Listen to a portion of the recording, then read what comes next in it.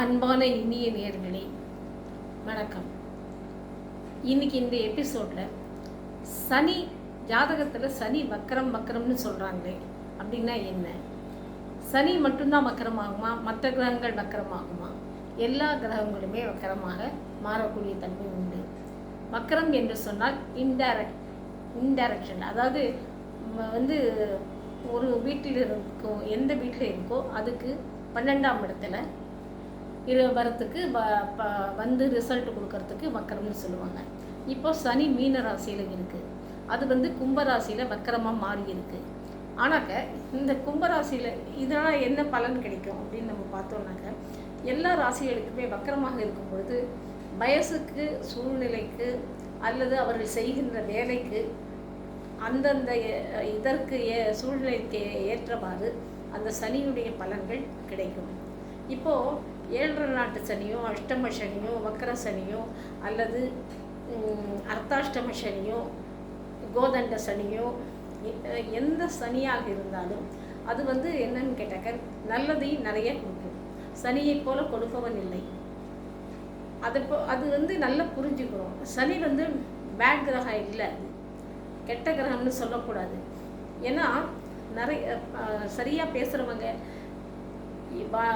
ஃபேஸுக்கு எதிர்த்தாப்புல பேசுகிறவங்க நிறைய பேர் மதிக்க மாட்டாங்க.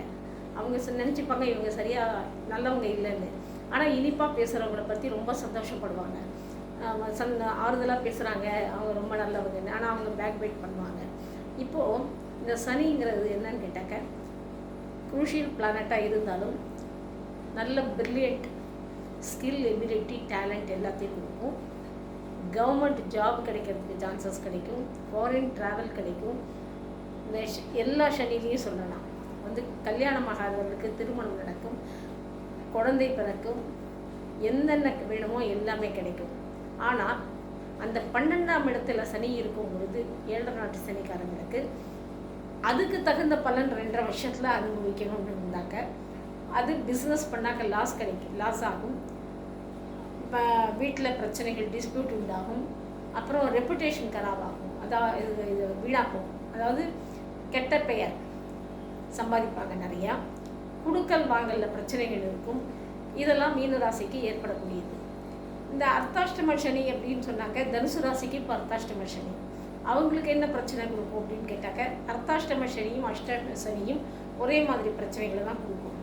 அவங்களும் கொஞ்சம் ரொம்ப கேர்ஃபுல்லாக இருக்கணும்.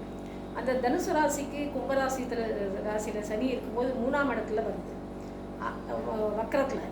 அப்படி வக்கரத்தில் வரும்பொழுது என்ன பலன் கொடுக்கும் அப்படின்னு கேட்டாக்க, குரு சரியாக அமைஞ்சிட்டாக்க அவங்களுக்கு அவ்வளவு கெட்ட பலன்கள் வராது. குருவோட பார்வை லக்னத்துக்கு ராசிக்கு பட்டுதுனாக்க ஒன்றும் பிரச்சனை இல்லை. தனுசு ராசிக்கு குரு தான் அதிபதி. அவன் இப்போதே 7ல் இருக்கான். அதனால் பிரச்சனைகள் இல்லை, அதிக பிரச்சனைகளை அவங்க சந்திக்க மாட்டாங்க. ஆனால் சில வயசுக்கு குழந்தைகள் படிக்கிற வயசாக இருந்ததுன்னா அவங்க கஷ்டப்படுவாங்க, படிப்பில் கஷ்டப்படுவாங்க. ஸ்கூலில் எக்ஸாம் பியர் இருக்கும், படித்தது மறந்து விடுவாங்க, லேக் ஆஃப் கான்சன்ட்ரேஷன், அதெல்லாம் அவங்களுக்கு குழந்தைகளுக்கு இருக்கும். அடுத்தது அஷ்டம சனி அப்படின்னாக்க, அவங்களும் நிறைய அலைச்சல், வேலை சம்மந்தப்பட்ட வேலைகளை நிறையா செஞ்சிட்ருப்பாங்க. ஒர்க்லோடு ஜாஸ்தி இருக்கும், சாப்பாடு சரியாக இருக்காது, தூக்கம் இருக்காது.